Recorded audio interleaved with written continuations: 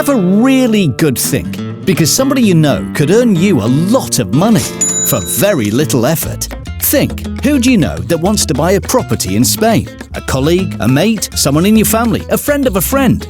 If you know someone, go to welcome-estates.com and click the Refer a Friend link. If they buy, you'll pocket a nice chunky thank you from one of Spain's leading estate agents. T's and C's apply. All details at welcome-estates.com.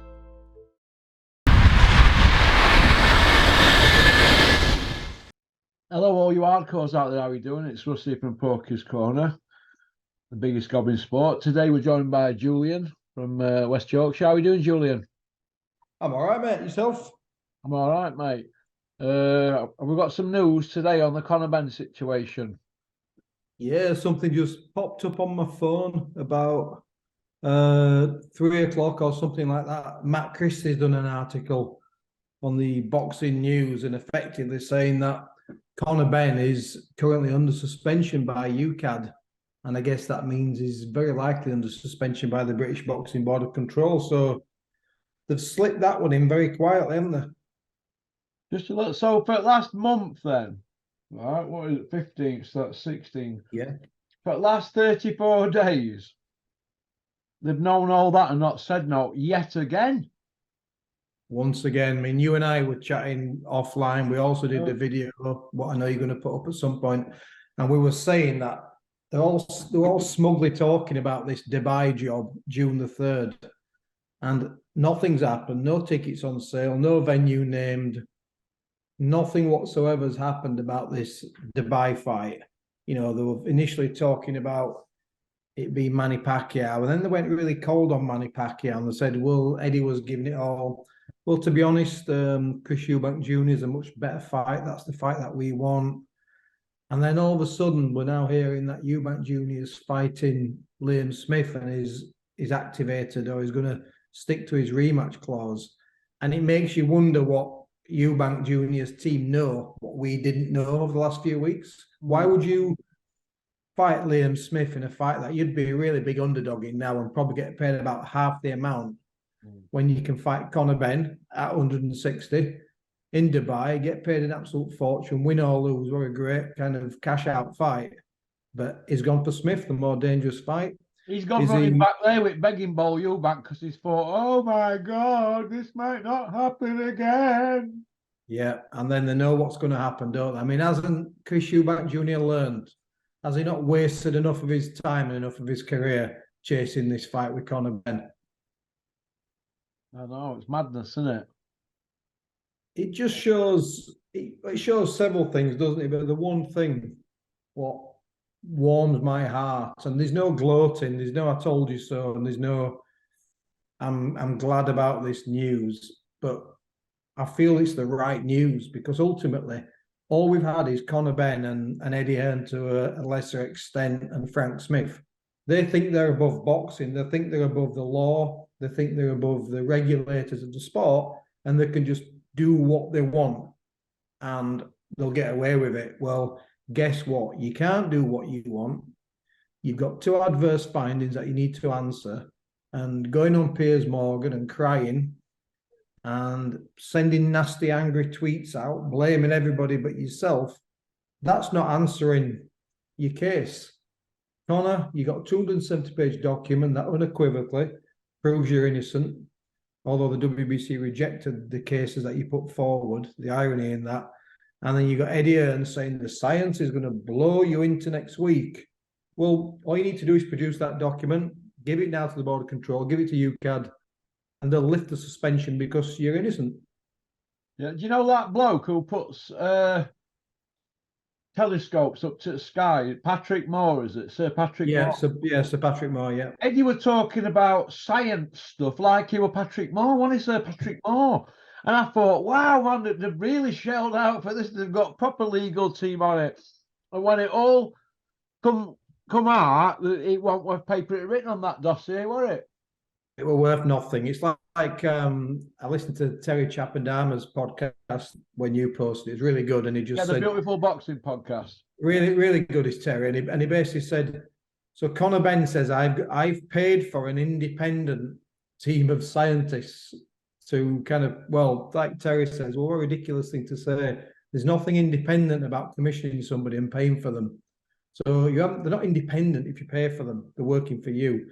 So we want to see the science, right? I probably be confused by a 270-page document. I'll own that. 269 pages won't mean a great deal. But ultimately, the summary at the end would matter. Now, where's the document? Where's Conor Benn fighting? Who is he fighting? When is he fighting? And according to Conor Benn, straight after this news has come out from the Boxing News, and now it's on the Daily Mail, etc., Conor Benn says, I am free to fight anywhere I like outside of the UK. Well, Conor, you're not. And this is the problem that we've all got with you. The arrogance, the denial, the fact that you won't face up to this, because we've said this before, Russell. Who is advising this young man? Charlie Sims, his trainer Tony Sims, the father of Charlie, and Eddie John Hearn. Well, they're shocking then, aren't they? Because they all want sacking, a lot of them. Because if they're advising Conor Benn to, first of all, deny any wrongdoing and say, no, actually, I don't agree with what the WBC have found, although I'll take the fact that they say they've cleared me. But there's nothing in my system, it's contamination. So the WBC didn't find contamination. And look, we've covered this so many times, right? Did the same people take advice? Did Ricky Burns take advice off these? Tony Sims and... Yeah, and it left him going back to Charlie Sims, but I know it was Tony Sims and Eddie Hearn. I'm not sure about Charlie. I don't know what Ricky Burns, good young fighter, world champion, triple world champion, young man. Freeweight champion. Took their advice and they ended up working at Sports Direct. You know what I mean? Went bankrupt. Yeah, lost all his money, all that work, all that effort that he put forward, those years and years in the game, and he listened to bad advice. But what happens is, so Conor Benn's listened to bad advice. Ultimately, Conor Benn's to blame. If he's taken anything he shouldn't have done, it's Conor Benn's fault. It's not Tony Sims's fault. It's not Eddie Hearn or Frank Smith's fault or his dad's fault. But they're supposed to be advising him, and they've done an absolute shocking job, haven't they? I mean, they've gone so quiet now. It's gone so quiet. I mean, do you think he's fighting June the 3rd? No. You and I never did. We didn't say that because people just think you're a hater. They think you're just on your high horse again. And you and I have been chatting for ages about this, haven't we? Saying he won't fight Pacquiao. He won't fight Eubank Jr. in Dubai because the public won't wear this. Yeah, but you've got to understand, Julian, we know how a fight's like that are structured and what it entails to put them on, don't they? The general public don't know that. They're just listening to these liars, aren't they? Constantly. Well, there's as much chance as Conor Benn fighting June the 3rd as there is Wilder and AJ and Usyk and Fury fighting on the same night. Third place playoff. So because there's 4 of them in it, there's 400. There's 4 fights now, 400 million in pot apparently. Yep. So we're having an absolute 4 fights. Can't even put one of them on. They mind 4. People believe. I don't know if people believe this stuff or they like to think they're in the know. And Simon Jordan ran with it. The Gad ran with it. You've only got to give him a tip, mate. He's naive. He wants to get involved in boxing and he has got integrity, but let's have it right. He's been put over the fence a few times, hasn't he, in the last few weeks? Do you know what I mean? Because he's naive, but he'll get wise to it like I did. Well, you do actually, and I was naive when I got into pro boxing and coaching. But what people have to understand, Russell, and we've chatted about this, right? They couldn't make AJ and Wilder, whenever it was, 5, 6, 7 years ago, right? They couldn't make AJ against Fury a couple of years ago when it first came up, and then again the second time they couldn't make it. They couldn't make Usyk and Fury again. So this is the only 3 fights that mattered in the last 6, 7 years in heavyweight boxing, they couldn't make. And now people are licking their lips and thinking they're just going to make them all in one night of boxing. Have you ever heard anything as much you're going to get 4 egos, 4 guys to all and agree. all their entourages egos as well. Yeah. everybody's egos, basically what you're going to get is all the problems we've had in boxing over the last 10, 20, 30, 40 years have got worse and worse and worse. You're going to get different broadcasters, different managers, different agents, different advisors, different fighters, different personalities. You're going to get all of those people in a room and throw some money at them, and they're all going to agree to these fights, 4 fights. Is that really going to happen? We can't get 1 fight, but we're going to get 4, basically. You know what Dennis's dad said to me after 6 months? He says, "How's it going, Russ?" "All right." He says, "Ada." I said, "Well, what do you think?" He says, "Take everything that you're told, right? And this was good advice." I says, "Yeah, go on. Take everything that you're told by him as lying. Everything that comes out the mouth is a lie." So anyway, this particular person who works in boxing, said, I'm not going to say who he is. He come up and he went, "Hey up then to Dennis's dad." And he looked at me and he said, "You see, they're lying again." So he said, "Take everything that they say as a lie and think the opposite." And I it's took that saying, isn't it? But I took it literally, didn't I? Yeah, it's true though, isn't it? It's that saying, isn't it? It's like, don't believe everything you read, don't believe everything that you hear, and don't believe most of what you actually see. Well, a lot of it's bullshit. I went in a black cab once with Dennis and this bloke he wanted him to be an agent for some American fighter, one of Golden Boy's fighters. I forget what it were. And Dennis was rubbing his hands, and that never come off. And I were like, wow. Do you know what I mean? This was good. It didn't come off. So is it the people in boxing that chat that much nonsense, and the people who spread it about thinking it's going to happen because they get excited? Yeah, Excited at news. Like Simon Jordan, somebody's probably said a passing comment to him. There might have been a billionaire who said it because he moves in them circles, doesn't he? But he might have took it as literally. But when the cold light of day, when you look at it, they're saying they're going to put 4 fights on. They're going to have a winner, a silver medal, and a box off. Does that mean all belts are going to be tied up? So are all the belts tied up? What if we get an injury? What about rematch clauses? If there's a contentious decision in each semi-final, do we have to have rematches before we get the final? What about all this nonsense? What if there's a premature stoppage? What if someone's injured on the build up to the fight? Does the whole promotion get? It's just garbage, isn't it? And it's not because we're cynical. Because do you know what? That'd be like a brilliant thing, wouldn't it? Be like an amazing night of boxing to have those 4 guys. 2 semi-finals would be just unbelievable, and then a second bill where you have the final and the 3rd place. But I mean, you got to think about this stuff, haven't you? So if, let's just say, Anthony Joshua gets semi-final 1, AJ Wilder, Joshua gets banged out in 2 rounds, okay? And Fury, semi-final 2, beats Usyk. I mean, I'm being really kind of, pie in the sky now, but Fury beats Usyk. So Joshua has just been banged out in 2 rounds by Wilder. Is he going to have a 3rd place fight with Usyk a third time? A guy who's already schooled him twice. Is he going to do that, or is he going to rebuild because he's got the L plates on? And then are we going to see Fury and Wilder a 4th time in the final? People just start thinking about this rationally. Oh, what they're doing, they're trying to cover the tracks and create some more hype and get fans back on side, but the fans are not falling for it. Only the gimps and the goonies are going to fall for it. You're going to have people in the industry, friends of friends, coming out saying it's what boxing is. Yeah, it is. But you wouldn't, if you lined all this lot up, you wouldn't put these lot up. You wouldn't believe a word they're saying, but you wouldn't put these lot up to pull that off, would you? They couldn't pull it off. Not a chance. Oh, do you know what I mean? So why now? It's just nonsense. I mean, what's Tyson Fury going to do? He's going to get there and get, all right, I'm the number 1 draw. I'm the number 1 seed. So my first semi-final, does he get to pick? Or if he doesn't get to pick who he fights and he has to fight Usyk in semi-final 1, is he going to say, I want 70%? Is he going to say the week of the fight, I've changed my mind, I want 80%? Or if they take the bats and balls home after 1 fight. It's just, I mean, time up in knots with contracts. It'd be going on for months, all this contracts for this.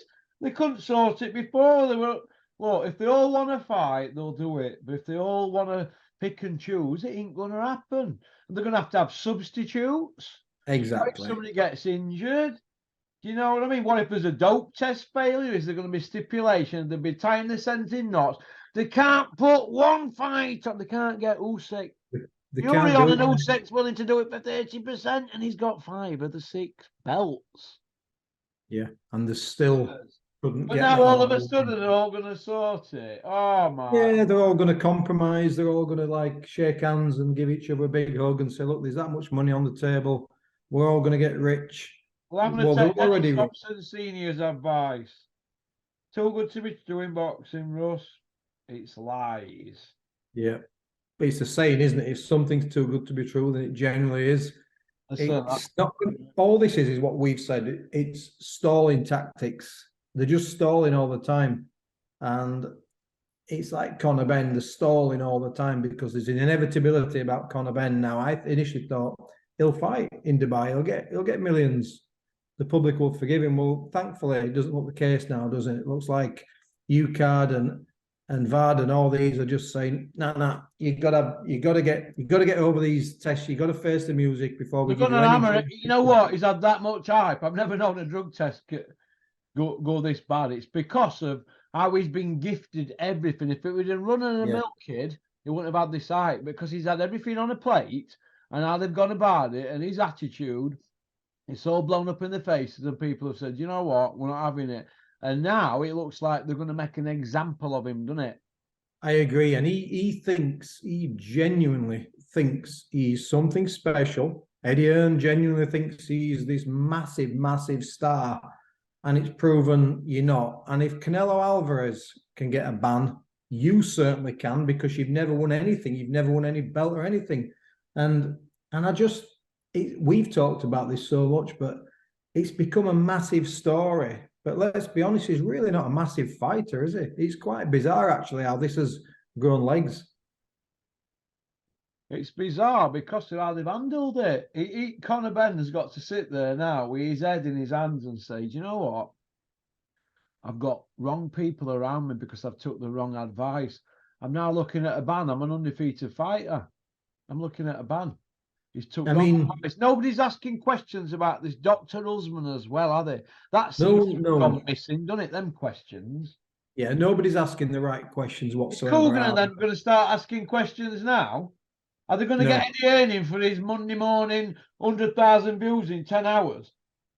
Are we going to get that, or are we going to have silence?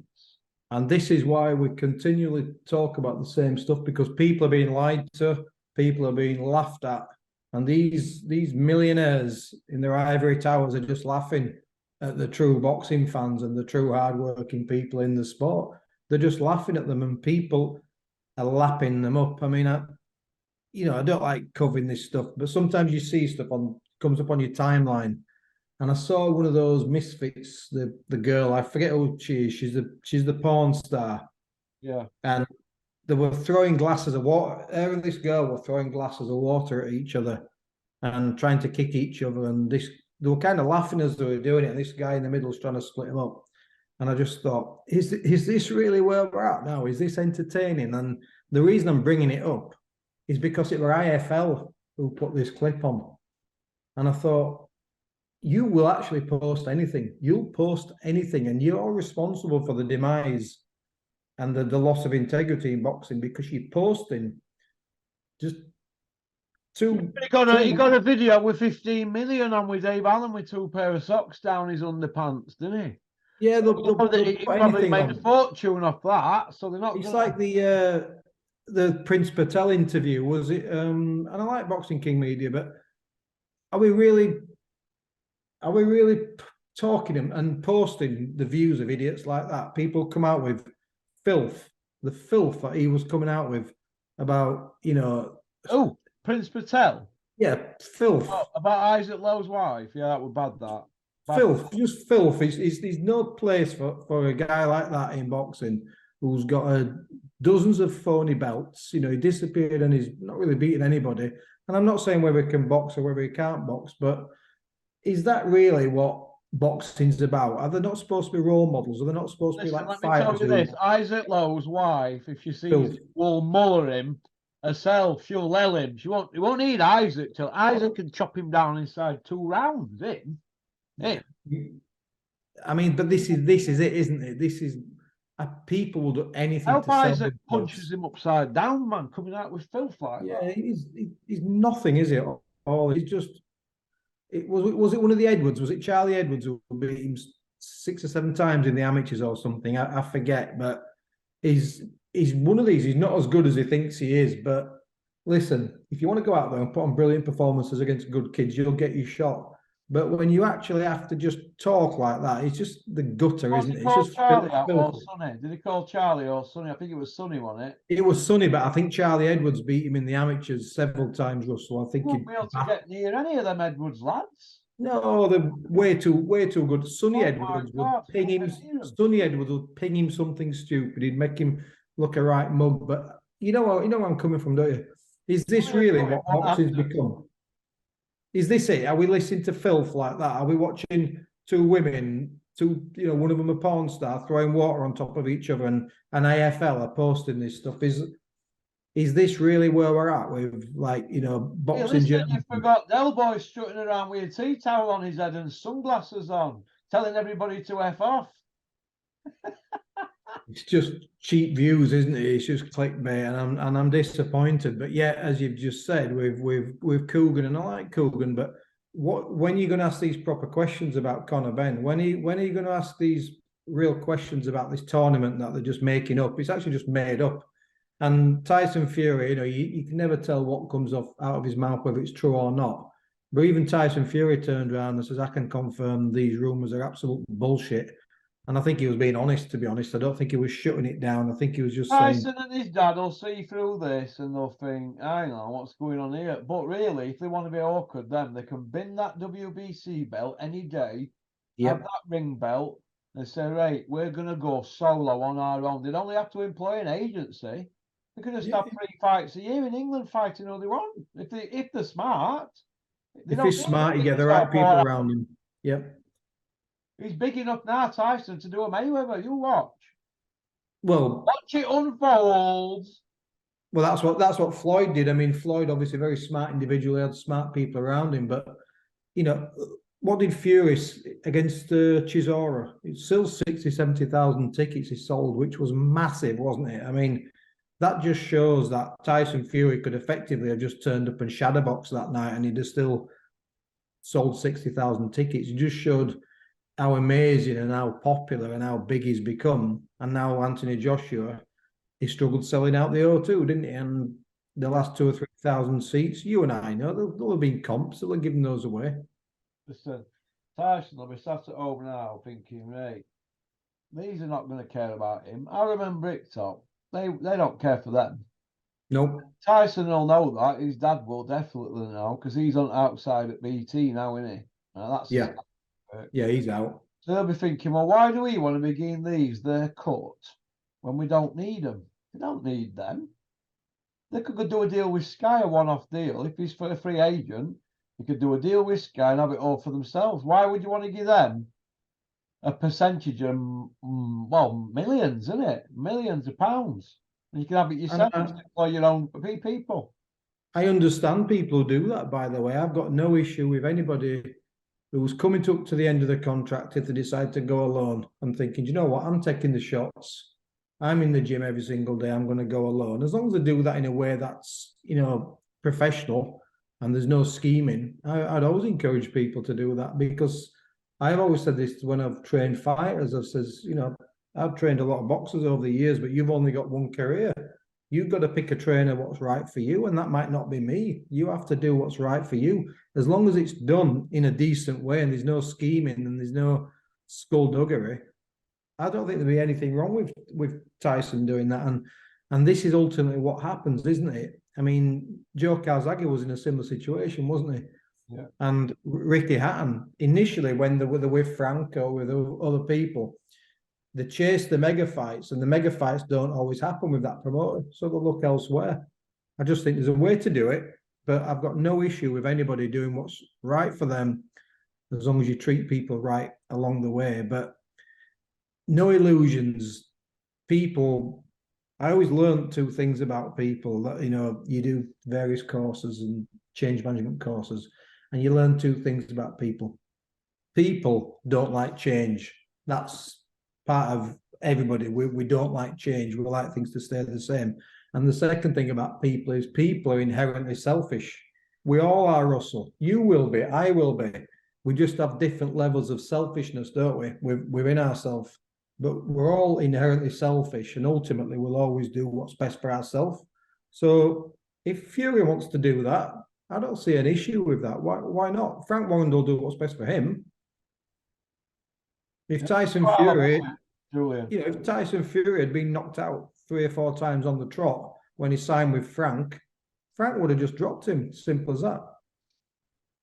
Listen, do you know when all's said and done, the end game for Tyson now is to get to the big gold pot and to have it all for themselves. Do you think they want to share with anybody once they get once they get the big loads? It's like that, isn't it? It's I want to share that. And the fighter gets £1,000. I'm going to say this, Julian, as well. I don't know if he's a free agent or not, Tyson. I've heard he is, and I've heard other people saying it, so I don't know. But I'd be very, very careful what any of these fighters or anybody signs at the moment, because if they can't deliver it, they can delay it, and before you know where you are, all like this ends up in court, especially with this mix of characters, doesn't it? So I sign no until everything we're in an escrow. And I'd take it one fight at a time. I wouldn't tie myself into anything with that lot, would you? Well, how I look at it like this, Russell, right? If you're a fighter and you get $2,000 for a 6-3s and your manager gets 25%, okay, then your manager's basically getting 25% of £2,000. Yeah, it's not massive. It's 500 quid. If you're earning 50 million, 25% of 50 million.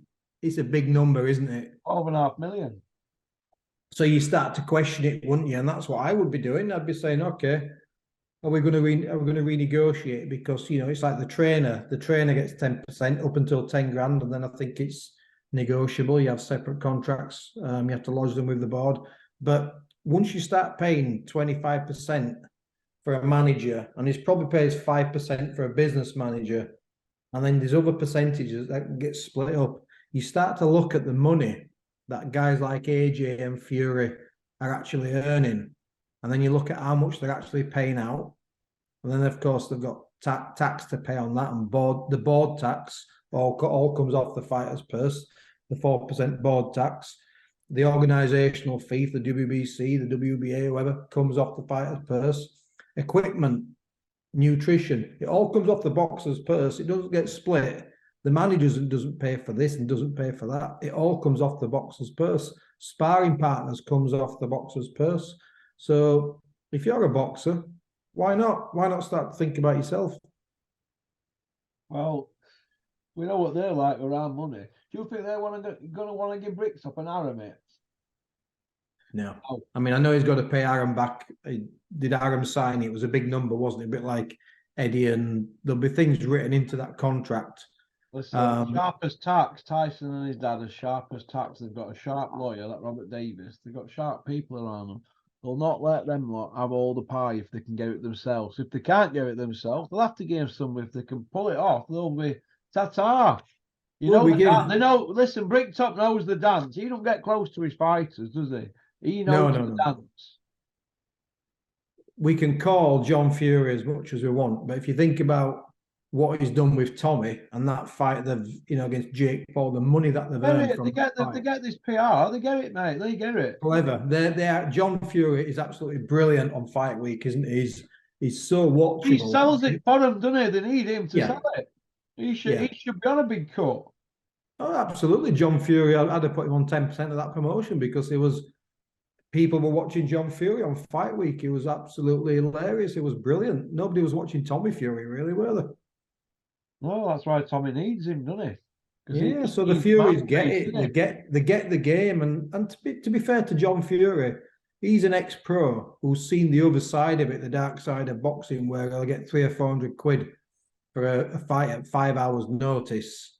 Turn up, not even with his own coach, just house second, fight, get a few quid, off you go. And he's seen the brutal part of boxing, and he knows what boxing's like. So he's looking after himself. He's looking after his sons. Oh, he's So, looking after himself. Don't worry about of that. course he is, but I'll always, call it as it is. We have a laugh and joke about He the tells end. whoppers though, doesn't he? Let's have it right. Am Yeah, I I'm just going to right? say We're not watching him. we laugh and joke about the 100. But it's all life, isn't it? And everybody talks about it, so he's probably laughing. Yep, yep. And I find you watchable. Right. He's a promoter's dream. Listen, he's done Warren's job for him, for Tyson, the dad. Even though he is what he is, he's a raving lunatic at times. He's done the job for him. Whether he's been shortchanged or not, I don't know. But he's whacked the drum, hasn't he? He's beat the drum for him.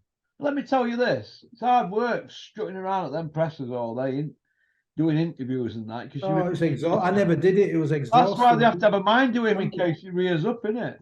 Yeah, I couldn't stand it, and Sykes hated it, and the boxers I've been with hated it. We just do the one kind of obligatory 2-minute interview and then walk off. Who wants to be doing that? You've all got families to go back to. So when you see them, even like Eddie and those guys, they're there all day long, and Eddie will say something like, "I've done 28 interviews today." It's bloody exhausting. He averages that a day, doesn't he? It's mad, isn't it? Really, it's a lot of interviews, that, mate. I tell you. Well, you imagine you and I now. I mean, you do a lot, don't you? And you know how exhausting it is. Oh my God, couldn't do Eddie's work. If you and I do this now, what we're doing, and then we log off and we log back on, and we have the same conversation for a different channel, and then another one. After about 4 or 5, you just get sick of hearing yourself, don't you? Traveling that does me is you're knackered by the time you get this. Yeah, it's hard work. So yeah, look, they do hard work. I mean, there's other forms of hard work we've covered before, but it's in a. I know we've jumped around a bit today, but it's in a funny place. Is boxing right now, isn't it? I mean, thankfully we've got the Garcia Davis fight, we've got the Lomachenko Haney fight, we've got 2 absolute brilliant fights. But what we've got the Gad as well, haven't we? The Gad. Yeah. The Gad. I mean, he's a big personality, isn't he, Gareth A. Davis? He's turned into this almost like, even though he winds us up, trying to imagine fight week now without Gareth A. Davis, that'd be a difficult thing. He took over from Bean, hasn't he? Yeah, he's a massive character now, and he's funny. He's funny, but not funny as in comedic. He just makes me laugh. What are you doing? Them press ups you do stood up. What are you trying to do them over there or something? Yeah, he's actually. I think he's in some decent shape, isn't he? And he's rock and roll, isn't he? He's like a David. Press ups on his head. He's like Iron Man, isn't he? Oh yeah, he's a fit guy. Yeah, like to have a rumble with the Gad. I bet he's tasty. Yeah, he's a fit guy. You can see he's in shape, mate. You know what? I keep warming to him. There's moments when I'm like, no, I don't know about that. But he's become this caricature. He's become a big caricature, and he does know his boxing, and he does know sports journalism, and he knows how to play it now. And you're a big noise in boxing when ultimately you're being interviewed. When the journalist gets as many interviews as the fighters, that you become a big personality in boxing. Yeah. Good luck to him. He's worked it. Good luck to him. Yeah, well, Gareth A. Davis actually did more interviews the other day in one day than Denzel Bentley did last year. Well, there you go. And they do work hard. I mean, every time you see him, it's late at night, isn't it? And he's doing these Zoom calls, and it must be the early hours of the morning. Somebody's skirt. Yeah. So it's all gone a bit quiet now. I've not seen him admiring the females for a while, to be fair. Maybe I've not been watching as much. What, you been going around on powerful leg patrol? Yeah, I don't mind him. I think he's all right. Eh? I don't mind him. I think he's all right. I don't know where, like I said, I don't know where Adam Smith's gone. He's absolutely gone off the radar, hasn't he? Yeah, I think Adam Smith will resurface soon. He'll be on front pages at Sunday Mirror or something. There'll be something there, won't there? There's something about Adam Smith when it comes out. Poor Adam Smith, man. He's built something there at Sky, hasn't he? He's not. Yeah. He's in a vulnerable position now because would Johnny Horsecock Nelson step over Adam Smith to get to the big seat? Oh, absolutely. That's the question on everybody's lips, isn't it, Johnny? It's every man for themselves. We've just been saying, haven't we, that people. Remember that video I did 2.5 years ago? I showed you all people up thumbnail jumping off at boat. Yeah.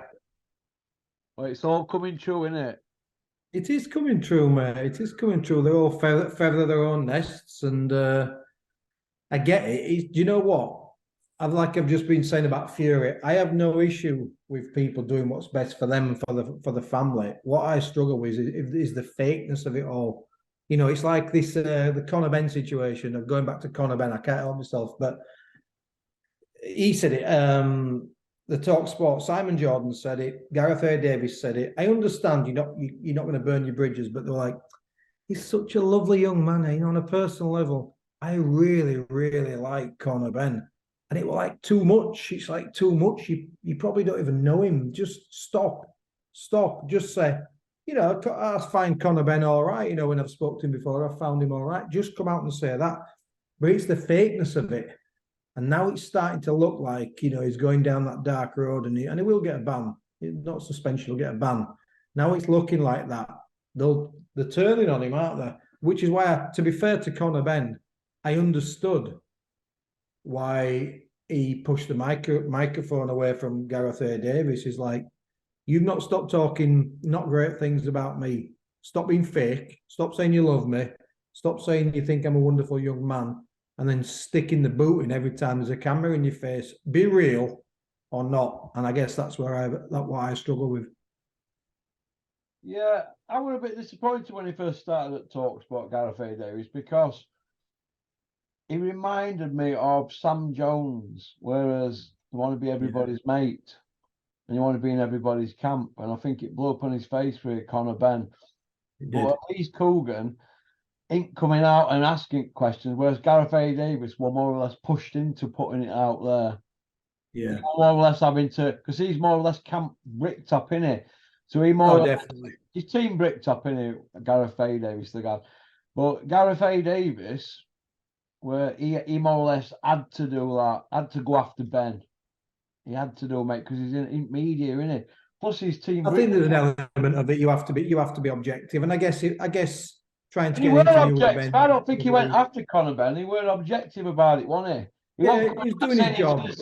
But if it were Fury, he'd have been coming out saying, no, it's skullduggery and dark forces at work and all that nonsense, wouldn't he? Yeah. But the one thing is everything flushes out, doesn't it? And it's all coming out there now, isn't it? Everything's revealing itself. And, you know, I know we're winding down now, Russell, but back to what, you know, the Ben situation, I think it's the right thing. He's been suspended, and we hope that he can prove his innocence. He can submit this science and all will go away and he can resume his career. But he's got to face the music, mate, hasn't he? He has to face the music. He does, mate. He does. Okie dokie then. Well, listen, thanks for coming on, Julian. You've been a gentleman. Love the thumbnail. You and Robert Smith. Perfect. Okay, everybody. Thanks for watching, mate. Cheers, mate. Bye-bye. Cheers, pal. Bye. Well, that was Julian McGowan from Dewsbury, trained Gary Sykes, British title outright. The question mark over that, it should be outright. So good luck to Julian. We've always got planned this evening. Now we'll finish off on everybody interested. Refer a friend if you're interested. All you got to do is share a link on your social medias. Register with me, porkycorner@mail.com. Somebody will send you some information. I'll explain it to you. Got to be in it to win it. Okie dokie. Peace out.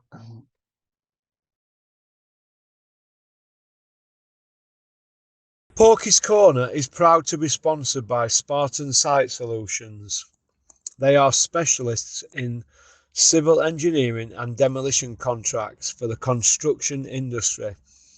Interested parties should visit their website or contact Porky's Corner for a referral at porkycorner@mail.com.